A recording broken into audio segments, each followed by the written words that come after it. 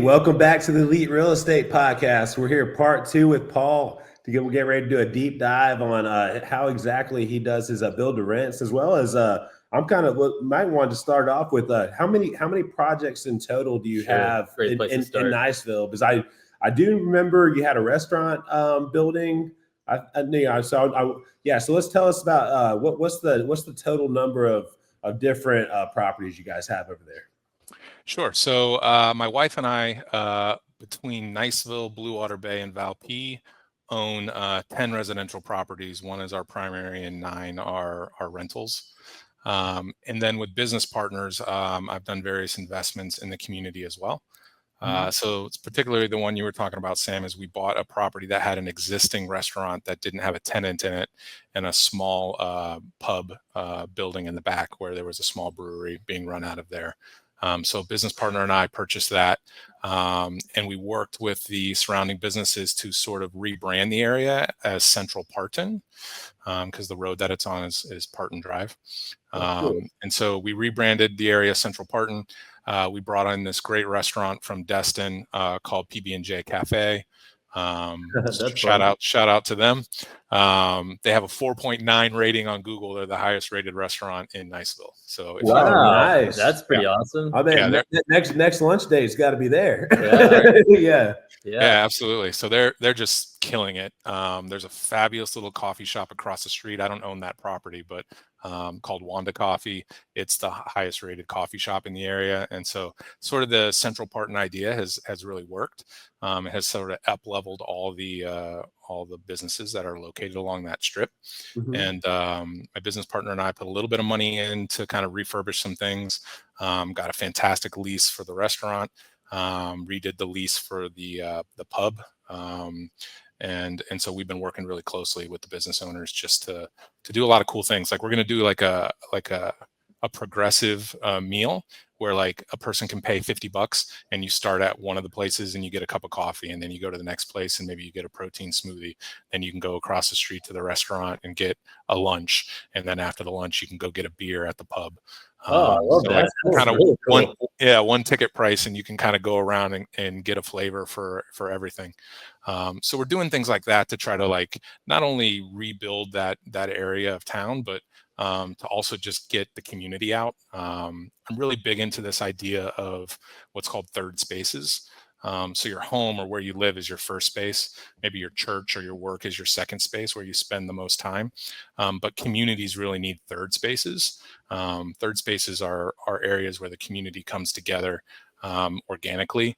And so that's why you see like a lot of planned communities now will have sort of like commercial city centers, like a central place for people to go. And so that's just one example of what we're trying to do from a community perspective using commercial real estate. And I'm excited about that one because we did that one with all cash. And so after now the 12 months and we have leases in place, we'll get to refinance. And I think we're in a position where we're going to get almost all of our money back out for reinvestment. Nice. So super excited about that. And working with a small community bank has been super helpful too, because they've just been able to drive by and see what we've been doing, right? They see it. They now have trust in what we're doing. And so, that's been really good. And then on the residential side, over the last few years, we've just been acquiring land where we can find it through various sources, sometimes right in the MLS, sometimes through just private sellers.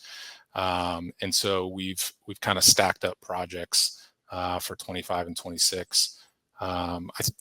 I was telling you guys a little bit, I think off camera, but our area has an overabundance of single family homes and a shortage of what's called middle tier housing or starter homes. So we don't have a lot of apartment complexes. We don't have a lot of small square footage starter homes. So we've really been focused on trying to create that to some degree. And we know we're just a drop in the bucket in the greater supply demand. But I really want to create housing where one of my kids can go off to college, come back with a nursing degree and live here. Right. Yeah. Or, I already talked to the principal of Niceville High School, and he's like, I'm having trouble hiring teachers because they can't afford coming out of college to live here. They have to live 30 miles away and commute in. And so, if we can create some smaller apartment complexes, things that have lower square footage, but also therefore lower rent prices, then you have somebody who can live in the community that they actually work in. And for small towns, that's super important. Yeah, I think that's critical. And the fact that you and your business partners are becoming a solution is inspiring. That's kind of something that Sam and I were looking into on different options in this area in Molino, which it's north of Pensacola, but I see that there's going to be large growth there. But currently, there's not really any option. Not a lot of new stuff. So. And we saw how the utility map's going to be laid out, so we know that there's a lot of growth planned for there. So that's what we were thinking of, kind of trying to get ahead of the curve and do some build to rent options up there. Yeah, I mean, I think especially if you can do it and make the money work in this current interest rate environment, like do it, because I think when the market comes back around, or there's also opportunity to refinance at lower rates, hopefully in the future. If you can make it happen now, you're helping the community now, and then it's just going to be more financially viable, hopefully, for you in the future. Yeah, so we are definitely going to make it over and check out some of your projects. So you said that you guys are kind of stacked for 25, 26, and you're looking into apartment complexes. Now that's something larger commercial spaces is a little bit different than single family and multifamily. So walk us through a little bit through the business decisions on that. Is it just economies of scale so that you can give more affordable housing faster? Or is that something in a greater scope of the business, or is it a combination? Yeah, it's sort of a combination. It clearly, like, we just don't have a lot of apartments, right? And so, I talked earlier about the Clearing, which is a small community of 2-bedroom, 2-bath homes primarily. We had an opportunity to put a larger complex in there, but it was sort of the first project my business partners and I were working on together, and we just thought, like, risk mitigation would be if we build single family homes and we don't like how it's going, we can sell these off individually. Sure. Right. And one of the things in the state of Florida that's a little bit challenging is we have sort of a bit of an insurance crisis. And you hear people talking about it in the single family home market, but it's even worse in multifamily and apartments, because the number of insurance companies that are willing to cover those type of properties are even smaller than basic residential. So for our first build, it was like, we really want to build an apartment complex because we really think that's what the community needs. But we were sort of like risk adverse, one, working together for the first time on a big project, but two, like the insurance costs and how that might work out. So I sort of feel like we de-risked, and that was smart. But at the same time, I was like, I really want to build an apartment complex. To that, for risk mitigation, were you building one home at a time, or were you still building multiple? No, we use the same local lender who we formed a relationship with. Same sort of model I was talking about earlier in the podcast, right? Met him, sold him on the idea of what we were trying to do from a community perspective. Wow. And that every project would be not only profitable but good for the community.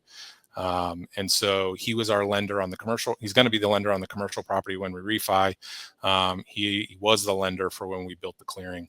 And so we had enough cash. Kind of our rule of thumb from a risk perspective is we always buy the land with cash, so that we don't feel like we have to build on it. Sure. And if we need to sit for a long time on it or wait on a project, we can.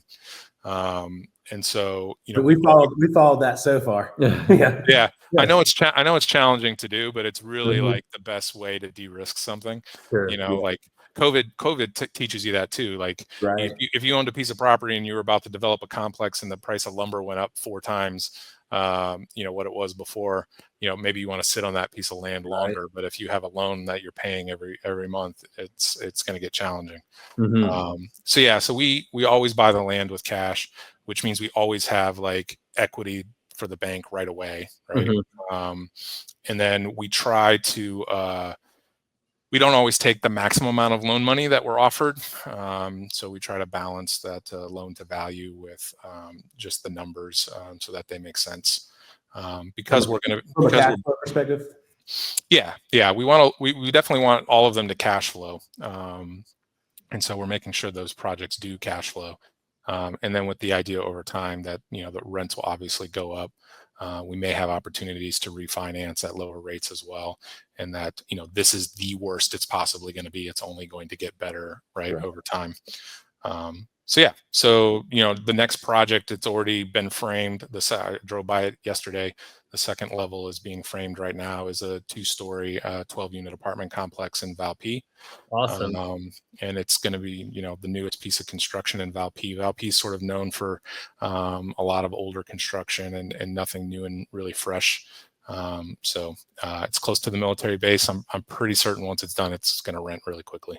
Yeah, that's amazing. Before we took our break and started this part 2 episode, you mentioned having to go through some rezoning for some of your projects. Tell us a little bit about that process, and then also, did you purchase and then rezone, or did you kind of do an option and kind of get something confirmed ahead of time? How much risk did you take on that? Yeah, so some of those are different. So maybe I should just pick an example. Okay. Well, the one thing the listeners should know is we're in an interesting jurisdictional environment where we live. So we have cities and towns that have their own city councils. And so if their property is within city limits, you got to go to the city for rezoning. Yeah. But your house might be in the city. Your neighbor 3 doors down might be in the county, right? And so then you're dealing with the county for rezoning. And so in our particular case, all of our properties have been within some sort of city limit and not within the county. So we haven't had to deal with the county yet. But we purchased a property in Valpy. It was a residential property on a major road, 2 lanes going one way, 2 lanes going the other way. The homes were built in kind of the mid to late 50s, and the road was much smaller. And so over time, this particular road has just gotten busier and busier. And the use of those kind of 5 or 6 properties that were residential and on that road just kind of doesn't make sense anymore. Like if you're going to go sell them in a residential market, you're just not going to get the value that the guy a block or 2 off the main street is going to get, right? Sure. And so there were only 5 or 6 lots on that street that were zoned residential and still had houses on them. And so we had a property come up for sale. Nobody was buying it. It was in the MLS. We went and made an offer. The person had a reverse mortgage on it. And so, unfortunately, there wasn't a lot of equity. So we probably paid up a little bit more than we wanted to. And so, but while we were negotiating that deal, we went to the 5 other neighbors and said, we think long-term, it would be better if all these properties right here would be zoned commercial.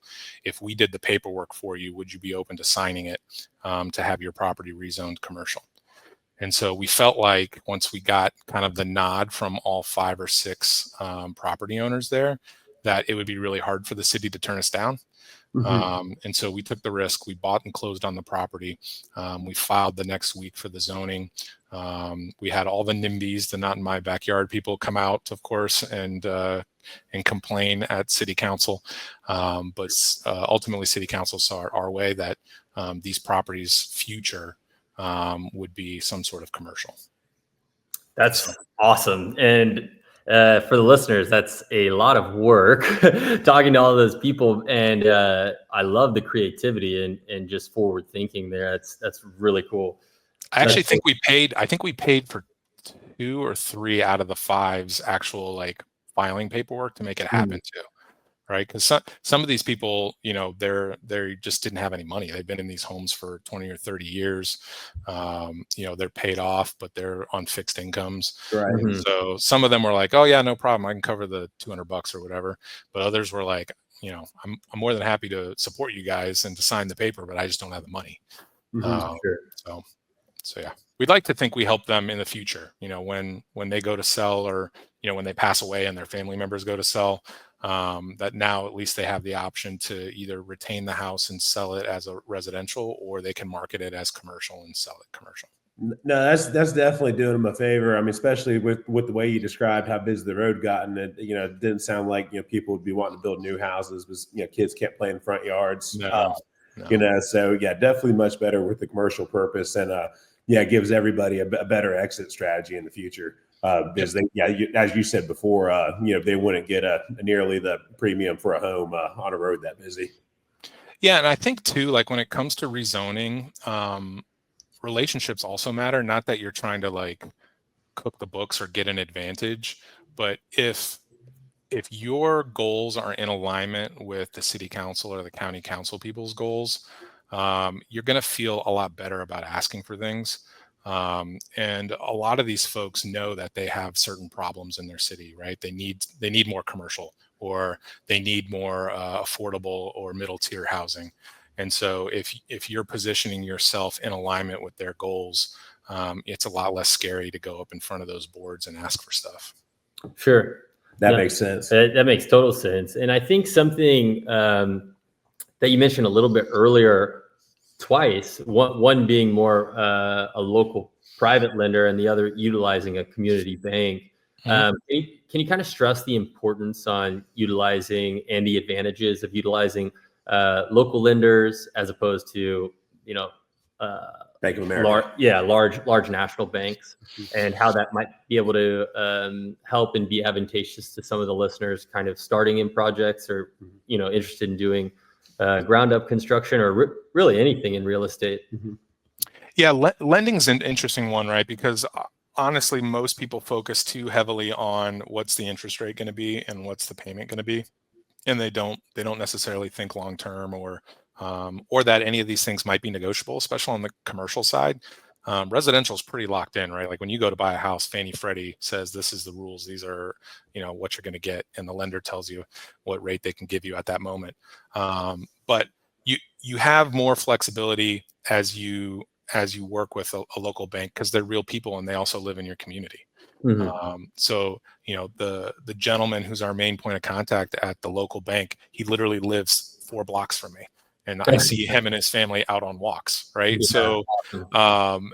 He knows what we're doing in the community is for the good of not only for the bank's perspective, that we're going to return the value on the loan that they give us, but also we're going to return the community value in a community that he lives in. Sure. The bigger banks, like you make a phone call, you don't know if you're going to end up talking to somebody in San Antonio or in California. There's not going to be that local feeling, and they're not going to have as much leniency or ability to update or change terms. And so we've just found that dealing with a local bank is way easier. And if you have a point of contact who's also in your same community, maybe even your kids go to the same, say on the same baseball teams, or, you're going to the same churches as them, that trust matters when they go into meetings with the VPs and the presidents to make decisions on those loans. And they can say, hey, listen, these guys did the clearing and rented it in 2 months, and they didn't even borrow as much money as we were offering them, right? Like, so for the next one, there's just more trust built into that. So. Sure. I think that's huge, because there's a lot of people that are always wanting to get into real estate, and they're like traditional or hard money, and that's like their only options. And yeah, I think that dealing with local banks, I know Sam and I, we have 2 different business accounts, both with local banks, and we've talked with a couple different local banks, specifically on some larger land acquisition things, and because one, there's not that many that are interested in that, and then 2, this particular bank, they love land, and I think that's so just kind of finding the banks and the lenders that enjoy a project that you're interested in, I think is extremely advantageous. And I definitely know from firsthand experience how important like your banking relationships are, because I got a couple that really come through for me. I got one I'm actually finishing up a loan with now that I first met her at one bank, and she moved, and then I did my next loan with her at the next bank, and now I'm about to do the original loan with her that started our relationship to the bank she's currently at.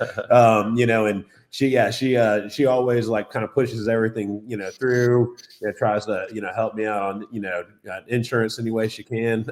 So which is huge, like we talked about earlier. So exactly. So yeah. I mean, it also makes like going through challenging times hard, right? Or like when it's time to get draws for construction and those type of things, like it's just easier. And shout out to Sean, who's my banker. Like he's been on my dock for brown liquor drinks. Like we've gone up to his property and shot guns. Like we're legit friends, right? And I've told him every single time, like I'm always going to shop the loan, but like as long as you're good to us and as long as you can get close, like we're going to go with you, right? Sure, and nice. and it's just been a fantastic relationship, and What I think he takes pride in it too. He takes pride in it too, right? Like, oh, I'm helping my community too. Totally. Right. Yeah. What's the bank that Sean's at? So that way we all know. Should I give away all my secrets? No. Yeah, I mean, all right. Well, tell us offline. I'll tell you offline. But if you're in the Panhandle of Florida or even lower Alabama, like I would be happy to hook you up with Sean. Yeah, perfect. He's got a good thing going. Yeah, no, definitely. Well, cool. Well, so what's the plans for this year as far as which projects are going this year and versus you have put off on 26 and 27? Yeah, so we bought a couple of lots that we're just like not 100% sure what we're going to do with yet, and so that's an example of where we bought them with cash and we're just going to wait. But we have a couple of projects that we're certainly going to do. Right, we have the 12-unit complex that we've already broke ground on and is framing. I'm working with the city of Niceville I bought a lot that is right up the street from my commercial lot that has the restaurant on it. And it's got a really old 1950s house on it. And it's not a very big lot, but it's inside what the city of Niceville calls the community redevelopment area. And so, through that, they're signaling, right, that they want these type of properties redeveloped. And so I got to go in front of them again and try to get some relief on some setbacks. But I think I can put a 6-unit apartment complex in there. And once that's in, that's going to be a fantastic opportunity for whoever lives there to walk to Central Parton, to participate in the pub and the restaurant and the coffee shop. It's literally across the street from the middle school and the high school, so a teacher could live there and walk to work. Nice. It's awesome. It's just down the street from the city complex. So I think it's gonna go through because I can talk to the city manager and I can say, hey, the guys that you're paying $25 to $30 an hour who can't live here, they have to live 20, 30 miles away. Like if you get one of those guys and you need a new welder or you need a new irrigation guy or just a city worker, like he could literally live here and walk to work and get in one of your trucks and go solve a problem. Right. Sure, right. And so I think the idea is a good one. The NIMBYs are going to come out hard. This property sits like on the edge of a community. I don't think they really want an apartment complex there. But there's also some negative stigma, like, oh, you're going to build attainable, affordable housing. Like, are we going to have Section 8 people in here? Like, who are you going to bring in here? And just trying to remind them, like, not everyone starts living in a single family home. Like people start living their adult lives in apartment complexes and then they move up. And so we want the nurses, we want the firefighters and police department folks to have a place to live when they start their careers, and so that they have enough money to save, and so they can get to a place where they buy a house and so on. So that's another project where we'll work with the city and hopefully get that zoned properly and it's already zoned properly, but get the setbacks where we need them to be able to build that. And then I purchased a piece of property and probably work with partners on this one too, where we think we can build 4 townhomes or 2 really nice single family homes. And this particular project is sort of like outside of the normal scope or goals of what we're trying to do with more attainable and affordable housing. But at the same time, you have to have some projects where you're going to sell through and have some cash come back out. So I think those 3 projects are going to be the main 3 that pop off or finish in 2025. And then we have a couple of other lots that, we'll probably hold off and figure out what to do with in 26. I was curious because, I know you obviously initially build to rent very strong. So are you now willing to do the sell for the cash because you have how do I want to phrase it? Such a large asset portfolio that you can kind of like depreciate against it, so that way it's kind of, you can now harvest the cash without taking such a huge loss on it. Yeah. I mean, I think because my partner is also the builder, like, we get, and he doesn't just have sweat equity in it. He has actual cash in it. Mhm. We tend to like build it for fairly significantly cheaper than what it'll appraise for. Okay. And so we do fairly well. Like we put in a lot of cash up front, then we refi and we get a good chunk of our cash back. And then we're working through like whether we're going to forward depreciate or cost segregate any of the property that we're going to retain, like the apartment complexes or even the clearing. Just where we are in where that legislation is, it might be worth us holding off on some of it just to see if the new administration pushes through better terms on cost segregation and forward depreciation. Right. But we're just realizing that if we're going to transition and do a lot more building, that not all of it can be buy and hold. That some of it needs to be stuff that we can sell through and get a good chunk of cash back out. 100 plus the equity back out rather than just refinancing and holding. And it seems to me like if it doesn't fit our mission of attainable and affordable housing, then maybe those are the ones we sell through. Okay. No, I like that. That makes sense. Yeah. And so how'd you guys come up with that business model and just to hit the gas to get going? It was all just about the community, or? Yeah, for me, like I'm the one who's banging the community drum pretty strongly. We've shown up in Mid-Bay News and other local media as like a group of people who are trying to do that, and That's awesome. I'm sort of like the face of that right now. And so we're happy to play that role in the community because most people are building single family homes still, and they're still selling, they're still doing okay, but it's not helping the problem. And if we keep doing that, the problem just gets exacerbated. But yeah, I just kind of feel like if we want to stay busy and we want to do more real estate than we're doing, then some of it's got to be sell through, and to sell through, to build a brand new apartment complex and try to sell the whole apartment complex, I think the number of buyers for that is probably pretty small. Right. So, if we're going to build to rent, we're going to try to build small apartment complexes and retain them. And then if we're going to sell through, we'll try to do townhouses or single family homes.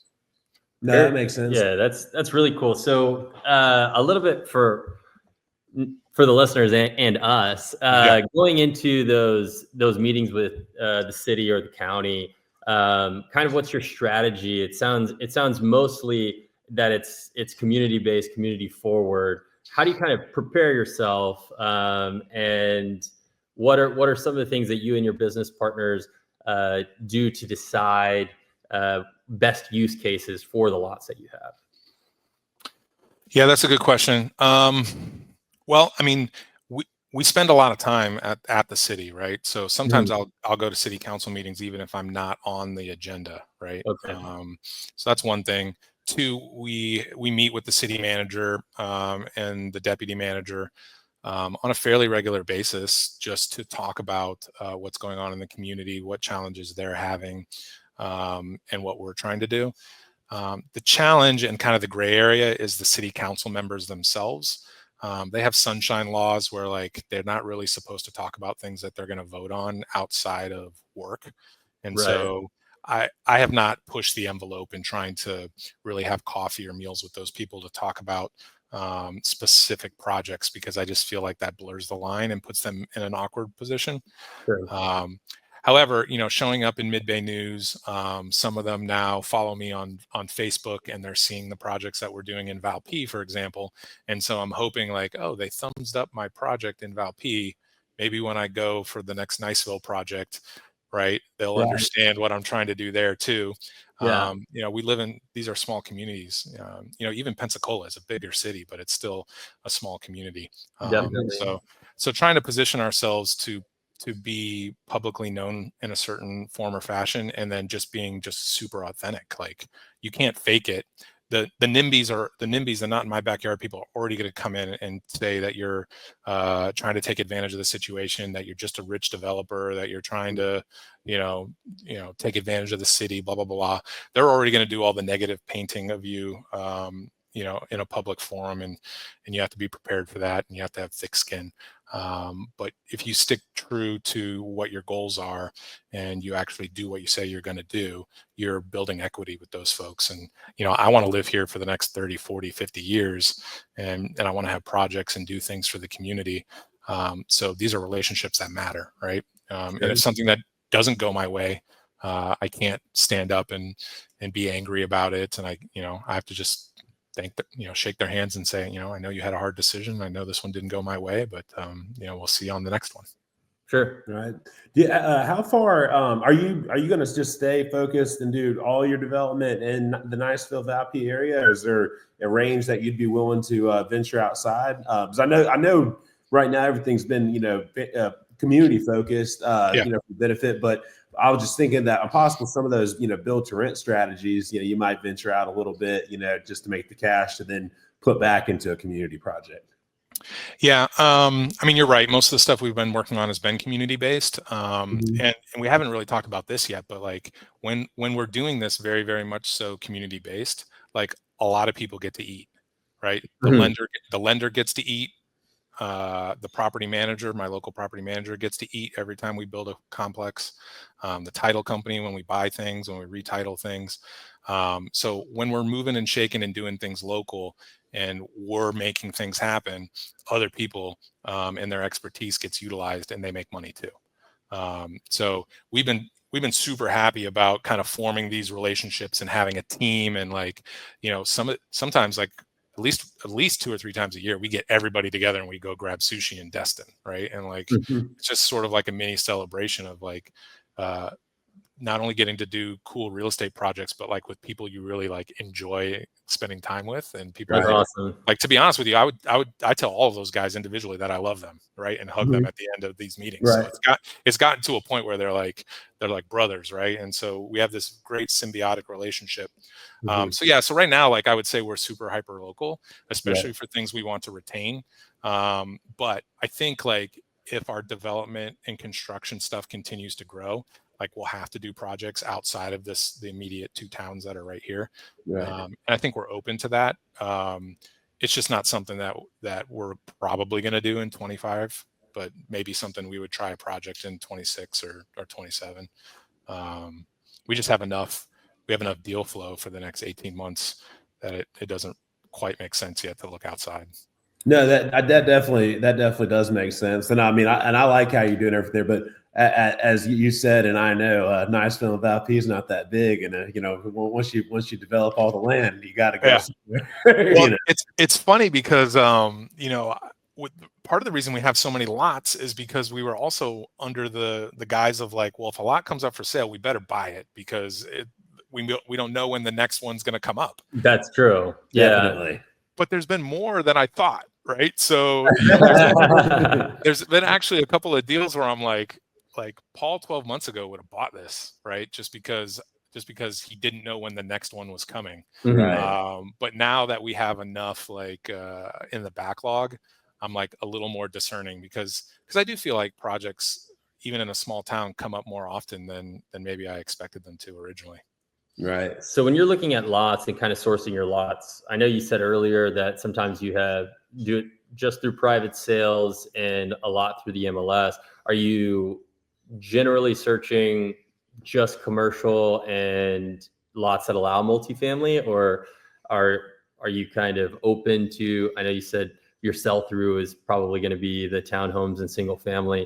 Do you keep your ear to the ground for kind of all types of zoning and lot styles, or do you just focus and kind of have one niche?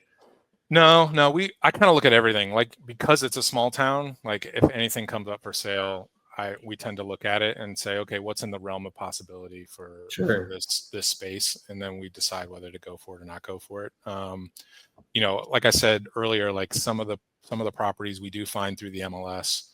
Other properties, we just found through neighbors, and other people have come to us. Here's an interesting one. If you form a relationship with the city and you ask the right questions, like where are you having the worst code enforcement issues, they might tell you where there's some properties that are having challenges that you could then go talk to the owners and see if they want to sell. Sure. No, I like that strategy a lot. Yeah. So, that's a good one. But in a small town, people hold on to things. And so oftentimes things don't break loose until somebody unfortunately passes away. And then the kids or the family is left to sell the property. They get their stepped up basis and they don't have to pay taxes. And so there's a couple of lots that I know that I could really use right now, but the people don't want to pay 20% to, capital gains. And they're like, we're just going to hold on to it until we die. Right. And in some cases that might be 2 years. In some cases that might be 10 or 15 years. Yeah. Do you ever look at the auctions in your area, or I guess we haven't really gotten into that, mostly because I don't think it happens as much in Niceville as maybe it does in Fort Walton or Pensacola. Sure. So no, I haven't really looked into those all that deeply. I think a lot of people have a lot of equity, so when there's been challenges, most people just sell or find a different way to get out of their challenging situation. So we haven't done it. We haven't done any auctions or foreclosures or anything. That makes sense. And then for the listeners, I know we're kind of asking so many questions, and again, we're super thankful for your time and hopping on. Could you just give like an overview of how you and your business partners run your business as developers? Like, kind of just from start to end, land acquisition, lending, how you purchase the land, all the way to development decisions, building, and then either the sell through or maybe even like the parts you do versus like everybody else on the team. Yeah, we can do that. So right now, primarily, I'm working with 2 other partners, and they have their own individual businesses, just like I do, right? So one of them is one of the largest State Farm insurance brokers in our area, and the other one is got the construction business, and he builds spec homes for his business and sells them. And so when a piece of property comes available, all 3 of us will look at it and say, hey, do we have the capital to do this all 3 together right now? And in some cases that has been yes, right? Like we'll just buy the land and it'll be a third. In other cases, because of the size and success of my business, sometimes I'll buy these properties and hold them in my own family LLC until we decide to do something with it. And so that's the case for some of these empty lots that I've been talking about with you guys that we're just sitting on. So I'll hold them in my family LLC, and then when it's time to build them, the 3 of us will come back together and I'll sell 2/3 of my rights, and we'll have capital infusion from the other 2 guys, and then we go on building the project using lending money and draws, construction draws. So that's sort of how it's been working. And like each individual project has its own LLC. So the clearing, right, that small community of 9 homes, it has its own LLC. And then each of us has our own familial LLC that owns 1/3 of it. Awesome. So that's how we've been structuring those from like a business and company perspective. That's perfect. Yeah, definitely. I think that, this has just been fantastic. I can't wait to come check out the clearing and then go to the pub, grab some food. PB&J Cafe. Yeah. So I want to give you guys a sneak peek too into like where my head's at for the next like 2 to 5 years. This community-based thing is like pretty important to me, and this particular area obviously is been sort of like locked out for other people to participate. The U.S. government is the largest landowner, and then there's like a couple of other families that own all the other land, and they're ground renting it. And then the rest of us have whatever's left over. But what I would love to do is start sort of like a private equity or REIT that is hyper local, where retired military, other business owners, and like just Joe Schmoes, right, can participate. And so I've thought about setting up 2 separate funds, one for ground up projects and then one for buy and hold. And so depending on if you're an investor or not and where your risk level is at, you might want to participate in the ground up fund. Or if you're more risk adverse, you might want to just participate in the buy and hold fund. Or if you want a mixture of risk, you can participate in both funds at whatever percentage you want. but that would give the community an opportunity to reinvest their capital into local projects. Right. And right now, that sort of opportunity doesn't really exist. I think that's beautiful, and it gives people the opportunity to own a piece of their town. Like own a piece of the bigger projects in their area. So it's like, well, yeah, I own a piece of this property where this coffee shop is and stuff like. Yep. Yeah, so I think it's cool, and then not to mention, I mean the not in my backyard people. It even gives them an opportunity to hey, instead of being against it, you can be with it. You can come participate. Exactly. Yeah. And something that's really cool is that's normally a question, like what's the end goal that we always ask the guests. And I was getting to it. So you came in perfectly. And I think that larger than you, larger than your family mentality, bringing it to the community, that just negates those naysayers. And it's like, hey, look, we're benefiting and we're allowing new families to come to the area, or people that, help your kids, grandkids, they teach them, they're patrolling to keep the area safe. They're now living, participating in this community that you love, right? So well, it's a win-win, right? Like for all those reasons that you just said, right? And in all of our real estate holdings, whether they're private or within the partnerships that I have, all of those could be the starting properties for those funds, right? So those are our portfolio currently that we can literally show people and say, hey, why don't you just buy into the existing portfolio? And that frees up capital for us to go do more projects and raise more money to do more projects. I love that you said that, because I've never seen anyone actually do that, but I've had that idea so often where it's like, instead of me trying to go and, syndicate, what could be, why don't I go ahead and just get it all up on my cash and then just and show people, 2 years of numbers and then syndicate with proof? Because I mean, then you can confidently know and guarantee, no phrase, nothing's guaranteed, but be a lot more sure that there's less likely anything can go wrong, like I said, based on you actually running on the front end.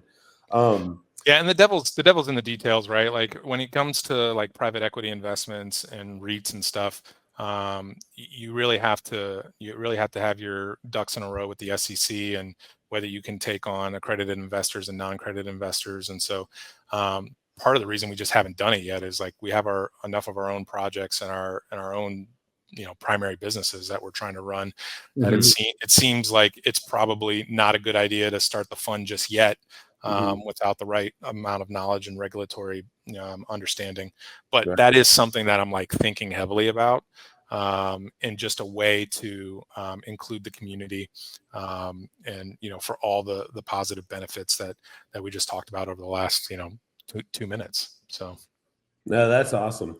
So before we close out, one question I always like to ask, I know you dropped a book on us in part 1, but what are 2 or 3 book recommendations that you have for people? And then they might be just real estate, which we love, but also like I said, you're a family man, a businessman, someone we can all look up to. So any kind of reading recommendations are appreciated. Well, the first one that I always tell people is I'm a Christian. I have a deep faith, but you don't have to read the Bible. The Bible is a fantastic foundational document that you could argue almost every piece of literature afterwards has been based upon. You can read Proverbs.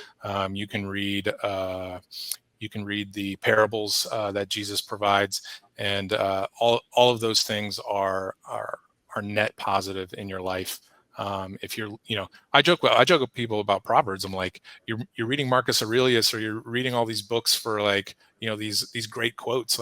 Go to Proverbs, man. Half the stuff is in there. So my number one is always the Bible. No matter whether you're a Christian or not, I think you can get something out of it. And I'll give you non-real estate books. One that I make my high school age kids read. It's called The Compound Effect by Darren Hardy. I think if you know anything about personal finance, right, we talk about compound interest and how it's the 8th wonder of the world. But your habits, your business, and the things you do on a daily basis can compound for your benefit as well, and for the benefit of others. So that book's really good, The Compound Effect by Darren Hardy. And then a book that came out more recently that I was lucky to meet the author 7 or 8 years before he wrote it is a book called Buy Back Your Time by Dan Martell. And so I'm sure if you guys are growth mindset related, you guys have heard the 4-Hour Work Week, right? By Tim Ferriss. Great book, but it's very aspirational, and like the use cases don't necessarily fit to everybody. What's great about Dan Martell's book is it's very prescriptive, and it's a playbook for how to buy back your time and be able to accomplish more in your day. And so if you're running a successful business and you're trying to do real estate, setting up systems and different ways to do things so that you can buy back your time is like super important. So read Dan Martell's book, Buy Back Your Time. Love that. Definitely going to check that one out. And then, I love that the Bible is number one. And something I discovered this past year was that I can go on ChatGPT and ask it to give me a Bible breakdown in a full year into scripts. So I've actually been going on there and getting daily doses of the Bible, so I can refinish it again a year. I've read it once, but this way I can kind of just get little snippets whenever I'm in a waiting room or something like that. So it's a great way to, utilize ChatGPT to, get the Bible if you don't want to have to, read and lug the book around. Yeah, there you go. And you know what? You could have me back on in a month or two, and we could do a whole show about ChatGPT. I got a whole bunch of stuff for that. So you just rebooked it. We're definitely going to be calling you back because I was even going to say that because we didn't even get into LIT and how you started that business and how you kind of have been able to grow that from yourself to nearly 40 employees and then leverage that to allow you to have more flexibility in real estate. I know we were kind of really honed in just on business operations and what you guys are all doing for your community and helping grow it through real estate. But yeah, if you're already interested in ChatGPT, and then we'll kind of do like a 2-part series again, and we can get into leverage information technologies and then how you're utilizing AI technologies within your business. I'm sure it's probably pretty prevalent, especially if you could do a whole episode just on ChatGPT. So that would be LIT and the rise of LIT from being nothing to a $10 million a year revenue company is a story in itself. And you'll hear a lot of parallels about authenticity and doing things for the right reason in that same story. But yeah, I mean, we could always go offline too, guys, and we can go grab some sushi, and I can tell you guys all about it too. I love sushi. Definitely. We'll have to plan for it in the next month, man. Well, Paul, we appreciate you so much for coming on today. I definitely learned a lot. I took a whole page worth of notes. I know my partner over here has several pages of notes.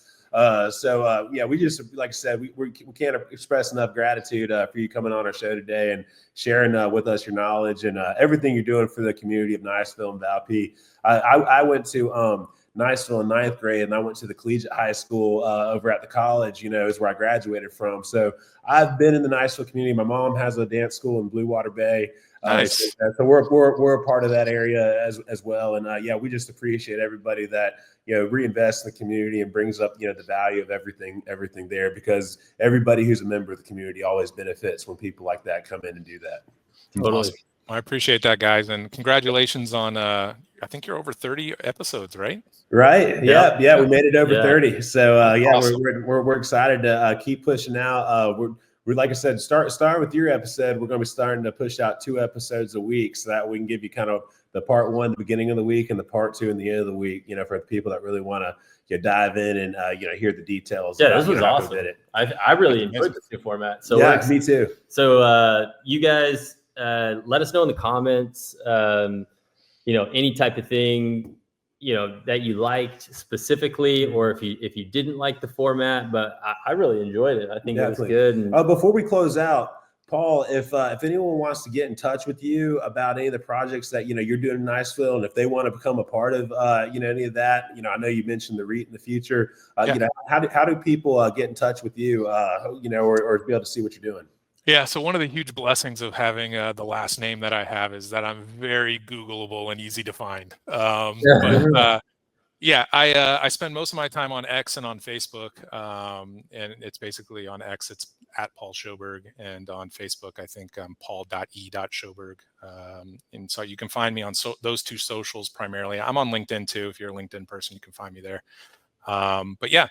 use my own tactics against me. We can have virtual coffees if you want to chat or learn about something. I'm very much open to those.